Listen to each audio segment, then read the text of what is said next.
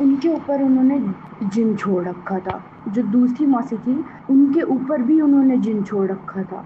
जब तुम दो प्रेतों को, जिन को, जो उन ब्लैक मैजिक करने वाली लेडी के पास था, खुद ही पोजेस थी, उसके ऊपर ब्लैक मैजिक हो रखा था और उससे मुक्त होने के लिए उसने ऐसा किया था।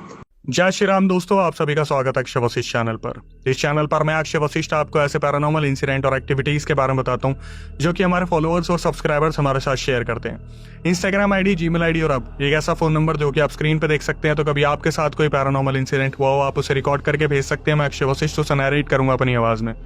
आगे बढ़ने से पहले एक बार धन्यवाद जो हमारे इंस्टाग्राम, यूट्यूब को आप इतना प्यार दे रहे हैं। ये जो रियल इंसिडेंट हम आपके सामने लेके आते हैं, आप में से कुछ लोग हैं जिन्होंने अपने ऐसे दर्दनाक हादसे हमसे शेयर किए हैं जो अपनी जिंदगी में बहुत ज्यादा परेशान रहे हैं या अभी भी बहुत ज्यादा परेशान चल रहे हैं, जो लोग नहीं चाहते कि आगे आने वाली जनरेशन अपने ऊपर कोई ऐसा बोझ उठा ले जिसे जिंदगी भर अपने ऊपर से हटा ना पाए।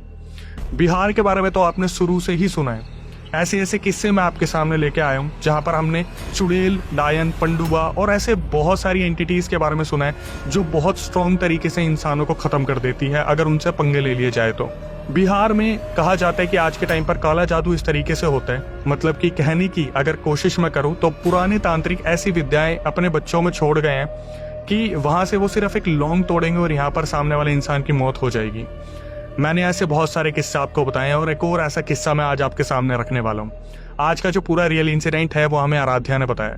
आराध्या जो कि हमारे सब्सक्राइबर हैं, ये पूरा रियल इंसिडेंट उनको उनके नाना ने बताया जो कि अभी 87 ईयर्स के हैं।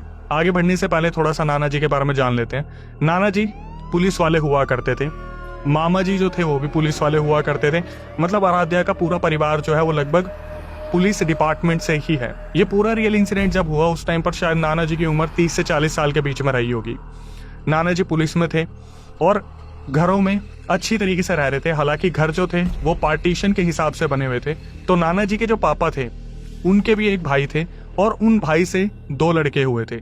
जो बड़ा वाला लड़का था वो एक दिन मछली पकड़ने जाता है और मछली पकड़ते पकड़ते कहीं उसका पैर फिसलता है और जहां पर वो गिरता है वहां पर शायद उसने अपने आप को बचाने की बहुत कोशिश की लेकिन वो बच नहीं पाया, जिस वजह से वो वहीं पर डूब के खत्म हो गए। उन्होंने खूब कोशिश की, शायद वहां पर वो बच नहीं पाए। उस दिन वो अकेले थे जब वो मछली पकड़ने गए थे। इसके बाद क्या हुआ, उनका अंतिम संस्कार किया गया, वो क्रियाएं की गई जहां से उन्हें मुक्ति मिल जाए, लेकिन ऐसा नहीं हुआ। धीरे धीरे घर वाले इस चीज को महसूस करते हैं कि जो लड़का अभी खत्म हुआ था वो घर में रात को घूमता नजर आता है। धीरे धीरे घर में उसकी जो साइटिंग्स है वो बढ़ती चली जाती है और ये चीज सिर्फ यहीं तक सीमित नहीं रहती। धीरे धीरे जो गांव वाले होते हैं वो भी इस चीज को महसूस करते हैं कि जो इंसान इस दुनिया में नहीं रहा है उसकी आत्मा पूरे गांव में अलग अलग जगह पर दिख रही है।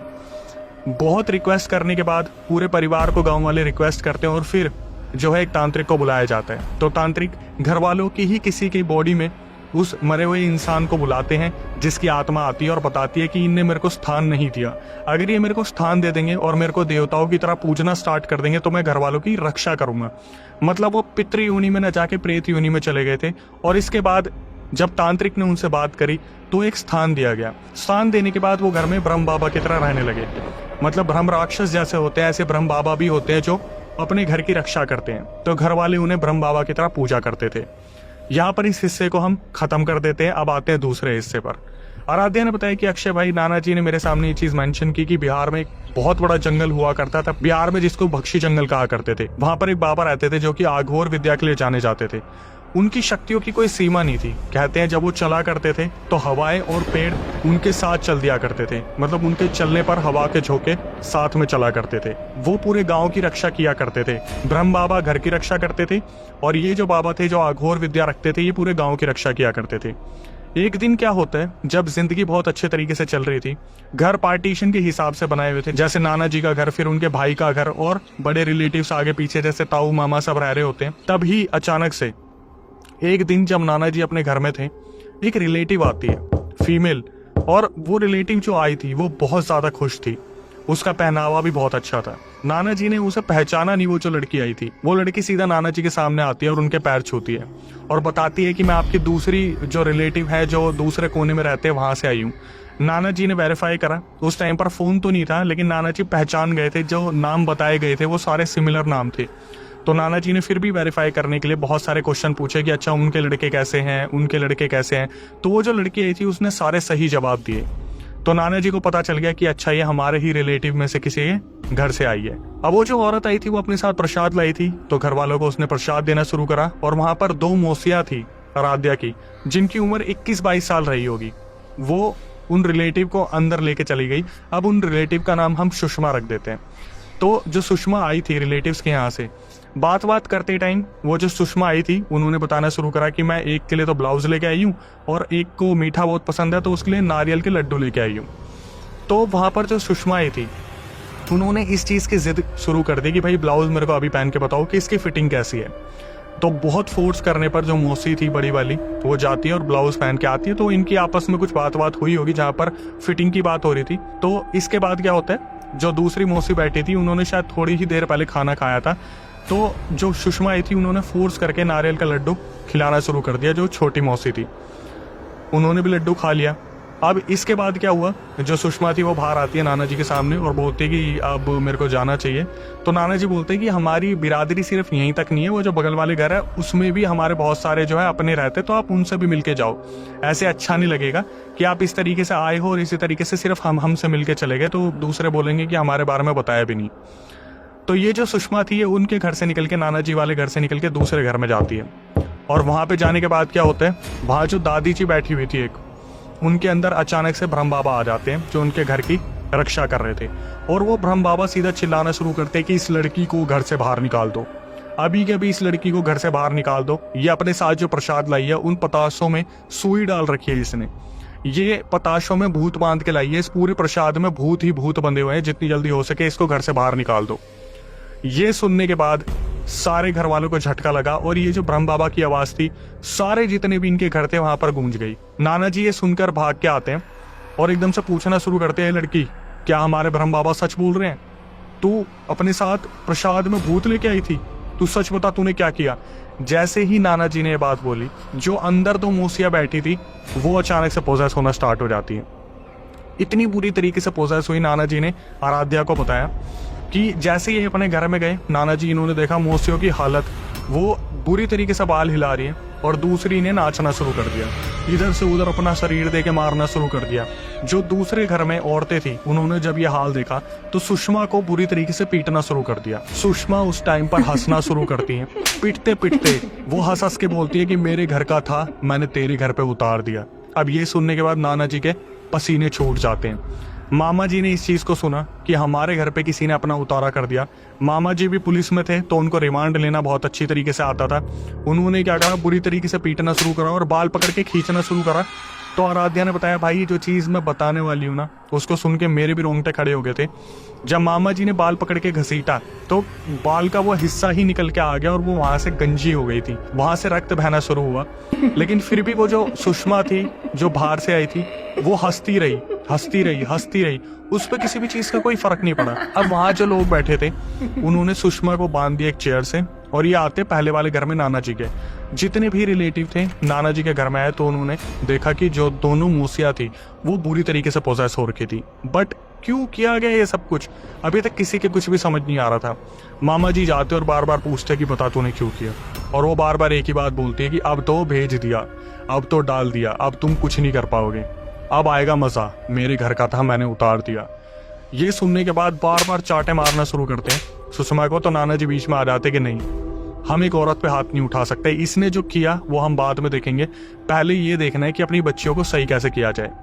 नाना जी ने जब ये हालात देखे तो नाना जी ने अपने सारे रिलेटिव्स को बुलाया और बोला कि इनको पकड़ो, जितनी जल्दी हो सके पकड़ो, क्योंकि उनमें से एक मौसी जो बड़ी वाली थी उन्होंने अपना सर देके दीवार पे मारना शुरू कर दिया था, जिसकी वजह से बहुत ज़्यादा दिक्कत होनी शुरू हो गई थी। और जो दूसरी मौसी थी वो ज़मीन पे अपने हाथ दे के मार रही थी, ऐसा लग रहा था जैसे दोनों अपने आप को ख़त्म करना चाह रही है। नाना जी ने रिलेटिव्स को बोला कि पकड़ो इन्हें जल्दी।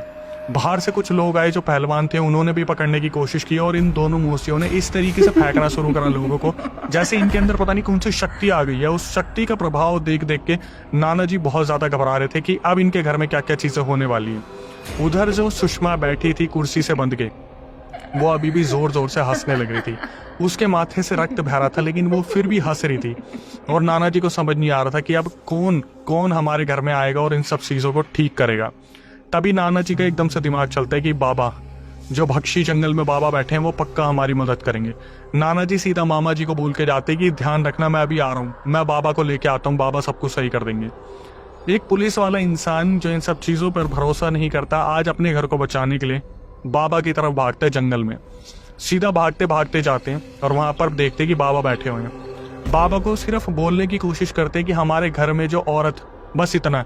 बाबा ने सीधा हाथ उठा लिया और बोल दिया मुझे मालूम है, जल्दी चलो, इससे पहले वो दोनों लड़कियां एक दूसरे को मार के खत्म करते या आपस में एक दूसरे को खत्म करते। जिस स्पीड से भागना शुरू करा था नाना जी ने बाबा को ले जाने के लिए, उसी स्पीड में ये लोग भागते भागते सीधा घर की तरफ आते हैं। और घर में आने के बाद ये देखते कि जो मौसियाँ थी उन्होंने तहलका मचा रखा है, मतलब बुरी तरीके से जितने भी लोग हैं सबको फेंक रखा है। जैसे ही बाबा वहाँ पे आते हैं नाना जी के साथ, तो वो जो सुषमा थी जो अभी तक हंस रही थी वो अचानक से चुप हो जाती है, और जो दोनों मौसियाँ अभी तक बुरी तरीके से पोसेस हो रही थी वो भी बिल्कुल शांत हो जाती है और इधर उधर देखना शुरू करती है दोनों, और एक ही बात बोलती हैं कि इसे बुला के लाया है, ये हमें निकालेगा, इसको हम कच्चा चबा जाएंगे। वहां पर जो बाबा खड़े थे वो अपनी विद्या से देखते हैं कि दोनों मौसियों के अंदर एक एक जिन छोड़ रखा है, और ये सुषमा ही थी जो अपने साथ दोनों जिनों को लेके आई थी। लेकिन जो सबसे बड़ा राज था जो नाना जी के दिमाग में चल रहा था कि क्यों, सुषमा तो इनकी खुद की रिलेटिव थी, तो सुषमा ने इनके साथ ऐसा क्यों किया, ये गद्दारी, ये दोगलापन आखिर में क्यों, जिसकी वजह से पूरा परिवार बुरी तरीके से तहस तहस हो रहा था। और ये क्वेश्चन नाना जी के दिमाग में, मामा जी के दिमाग में घर कर गया था। इसका जवाब जब तक मिलता बहुत देर हो गई थी।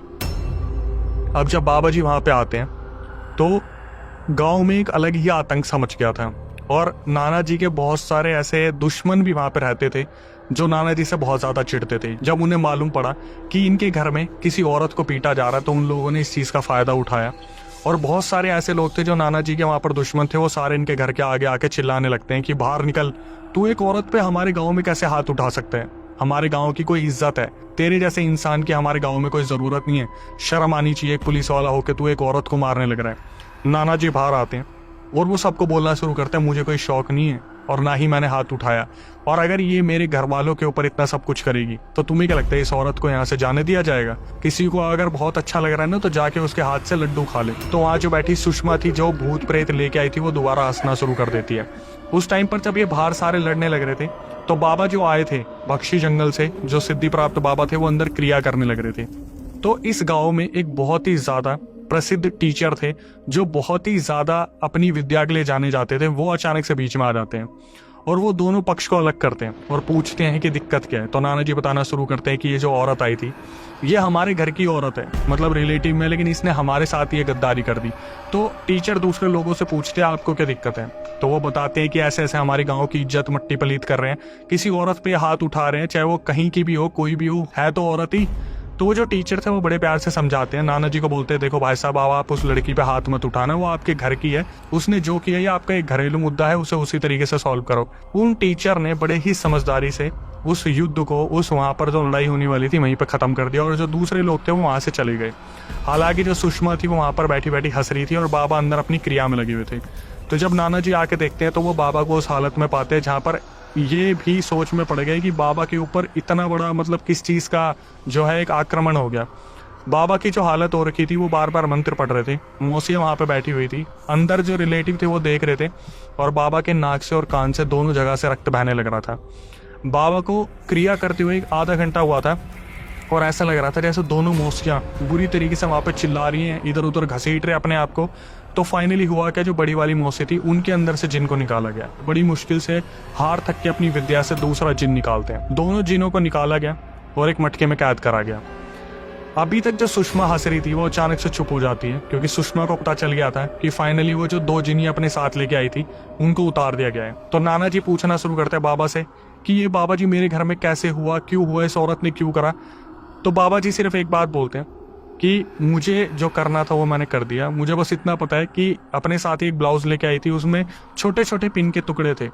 जैसे ही बड़ी वाली मौसी ने उस ब्लाउज को पहना तो वो पिन गड़ गई उनके शरीर में, जहाँ से जिनका पोजेशन उनके ऊपर हो गया। और दूसरी जो मौसी थी उनको तो नारियल के लड्डू में खिलाई दिया था, तो वो पोजेशन तो होना ही था। दोनों जिनों को मटके में डाला गया और बाबा जी ने यही बोला कि मैं इनको अपने साथ लेके जा रहा हूँ और मैं जंगल में कहीं गाड़ दूंगा, तो तुम मेरे साथ चलो। नाना जी को उन्होंने बोला। नाना जी उन बाबा के साथ जाते हैं और बाबा के साथ जब ये गए तो इन्होंने अपनी आंखों के सामने देखा कि मटके को एक ऐसी जगह पे गाड़ा गया है जो शायद अब पूरी ज़िंदगी में वो मटका खुलने नहीं वाला। लेकिन जब नाना जी वापस आते हैं तो उनको एक बहुत बुरी खबर सुनने को मिलती है कि सुषमा जो थी उसने अपनी कुर्सी से रस्सी को खोल लिया और वो वहाँ से भाग गई। नाना जी को जैसे ये पता चला कि भाई सुषमा भागी है तो उन्होंने घर वालों से पूछा कि किस दिशा में भागी है। तो अचानक से सारे बोलते कि जहाँ पर भक्षी जंगल में बाबा रहते हैं वहीं भागी है। अब नाना जी को इस चीज़ का डर लगने लगा कि यार बाबा ने हमारा इलाज करा, इस वजह से सुषमा कहीं उनके पीछे तो मारने उन्हें नहीं निकल गई। तो वहाँ से नाना जी भी भागना शुरू करते हैं बाबा जी की तरफ। तो जब बाबा जी के पास वो पहुँचते हैं तो वो देखते हैं कि सुषमा वहाँ पर बैठी हुई है और उनसे बात कर रही है। अब जो सबसे बड़ा सस्पेंस आने वाला है, वहाँ पर बाबा बैठे हुए थे और वो सुषमा को कुछ समझा रहे थे और सुषमा सामने बैठी हुई थी। तो पीछे से नाना जी आते हैं और चिल्ला के बोलते हैं कि अभी तक मारा नहीं बाबा आपने इसे, इसने मेरे घर में इतना सब कुछ कर दिया, आपने इसे जिंदा कैसे छोड़ दिया। तो बाबा बोलते हैं शांत हो जाओ बेटा, मैं इससे बात कर रहा हूँ। तो बाबा जब बात कर रहे थे तो पता चलता है नाना जी ने सुना कि वो जो औरत थी सुषमा, वो चिल्ला चिल्ला के बोल रही थी कि बाबा आपने क्यों निकाला इनके ऊपर से, आपको पता है ना अब वो मुझे बहुत परेशान करेगी, बाबा आपने क्यों करा ऐसा। बाबा बोलते हैं कि देख ये तेरी करम है और इन्हें तुझे भुगतना पड़ेगा। तो नाना जी ये सब कुछ सुन रहे थे, चल क्या रहा है, और बाबा जी एकदम से बोलते जा तू चली जा यहाँ से, जहाँ से भी आई है वहीं के वहीं चली जा। तो नाना बोलते हैं कि बाबा आप इतनी आसानी से इसे कैसे छोड़ रहे हो, इसने मेरे घर में इतनी बड़ी दिक्कतें पैदा करी और आप इसे ऐसे ही छोड़ रहे हो। बाबा बोलते हैं कि बैठ जाओ बेटा, मैं तुम्हें बताता हूँ हुआ क्या है। तो वहाँ से वो जो सुषमा थी वो एक तरफ नाना को देखती है और बोलती है मैं आऊँगी वापस, आऊँगी, चिंता मत कर, अभी तू मुक्त नहीं हुआ। और वहाँ से ये बोल के सुषमा चली जाती है। अब बाबा जी से पूछना शुरू करते हैं नाना जी कि हुआ क्या, मतलब मेरे घर को ही क्यों टारगेट करा गया।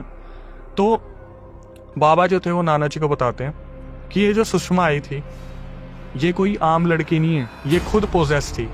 मतलब इसके अंदर की एक्चुअल में जो सुषमा है वो तो सोई हुई है, किसी ने सुषमा को पोजेस करके भेजा था और ये टास्क दिया था कि ये 2 जिन तुझे किसी के ऊपर उतारने पड़ेंगे तब सुषमा ठीक होगी। अब यहाँ पर सबसे बड़ा क्वेश्चन आता है जो आपके दिमाग में भी आ रहा है कि मैं किस बारे में बात करूं। सुषमा जो लड़की थी वो पोजेस थी, वो सबसे पहले इस पूरे सीन के होने से पहले सबसे पहले वो गई थी आघोर बाबा के पास भक्षी जंगल में। तो बाबा जी को सुषमा ने बताया था कि मैं इनके घर पे जाने वाली हूँ, मैं उनकी रिलेटिव हूँ, उनका रास्ता मुझे बता दो, मैं भटक गई हूँ इसलिए मैं जंगल तक पहुंची हूँ।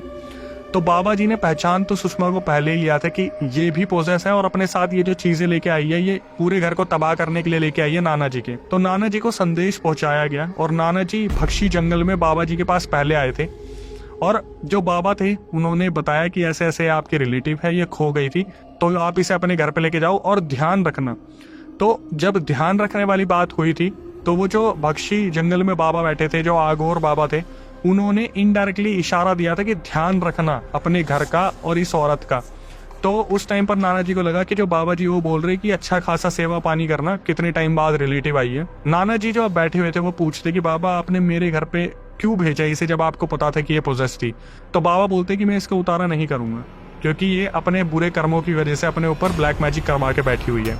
तो नाना जी ने पूछा कि तो आपने इसे मेरे घर पे क्यों भेजा। तो बाबा ने बताया कि बेटा ऐसा है, अगर मैं इसे तेरे घर पे नहीं भेजता ना तो ये कहीं और जाके हंगामा मचाती, किसी और के ऊपर डालती जहां पर शायद मैं उतारे के लिए नहीं होता, कोई और होता और शायद उन जिनों को नहीं उतार पाता। अगर मेरे पास इतनी विद्या है तब भी मेरे नाक और कान से अगर रक्त बह गया तो सोचो कि दूसरे गांव में अगर ये जाती तो पूरा घर उजाड़ देती।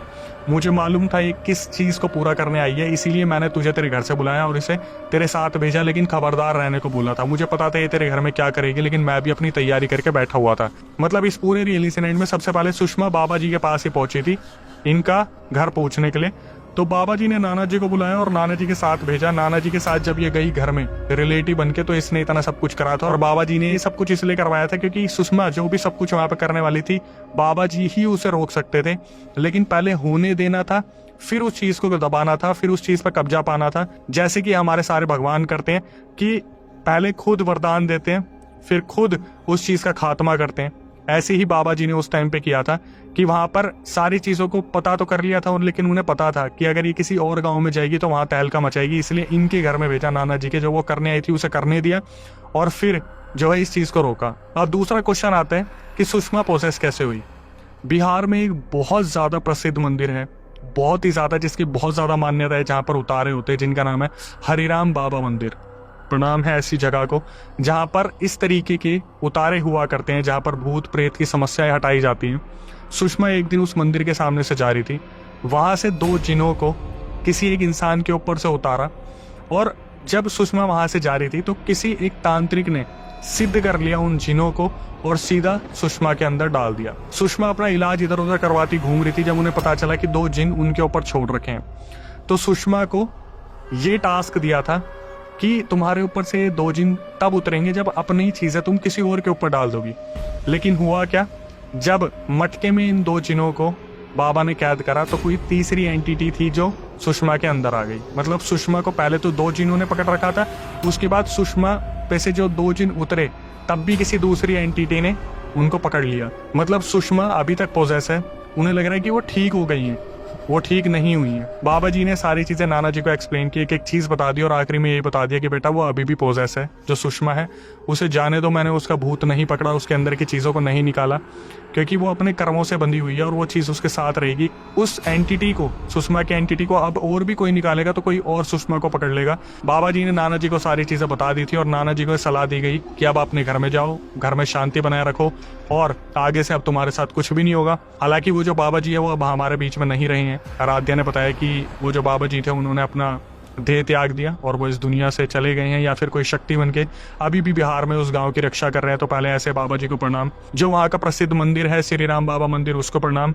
और जो चीजें बताई गई वहां से सीखने को कितना कुछ मिलता है। मतलब moral of the story conclusion में आपको कितना कुछ सीखने को मिल रहा है कि आपके घर पे कोई भी आ रहा है, आप थोड़ा संभल के रहिए। वो अपने साथ क्या लेके आएगा और क्या बोल के क्या क्या ले जाएगा आपको मालूम भी नहीं पड़ेगा। आपकी जिंदगी किस तरीके से तबाह हो जाएगी, बर्बाद हो जाएगी और आप सिर्फ देखते रह जाओगे। हालांकि आखिरी में आके हमारी आपसे क्या रिक्वेस्ट होती है कि जो नए व्यूअर्स हमारे चैनल पे आए, चैनल को सब्सक्राइब कर ले, बेल नोटिफिकेशन ऑन कर ले, क्योंकि हमारी बहुत मेहनत लगती है ऐसे रियल इंसिडेंट आपके सामने लाने में, जहाँ पर फिर हम कॉमेंट भी पिन करवाते हैं ताकि आप उनसे जानकारी ले पाए। जो हमारे सब्सक्राइबर होते हैं एक एक चीज जिन्होंने बताई है, इसके बाद इस वीडियो को पहुंचा दें उन लोगों तक जहां तक पहुंचाने की जरूरत है। लेकिन जाने से पहले एक चीज, हमारा दूसरा चैनल है जिसका नाम है अक्षय वशिष्ठ हॉरर शो, जहां पर लोग आते हैं, जनता आती है और अपने किस्से बताती है। सब्सक्राइबर जो है हमारे चैनल पे आके वो एक एक चीज बताते हैं जो उनके साथ आप बीती हुई है या उन्होंने कहीं अपने रिलेटिव में सुना है। तो अगर आपके साथ कुछ ऐसा हुआ है या आपने सुना है तो आप क्यों पीछे हट रहे हो।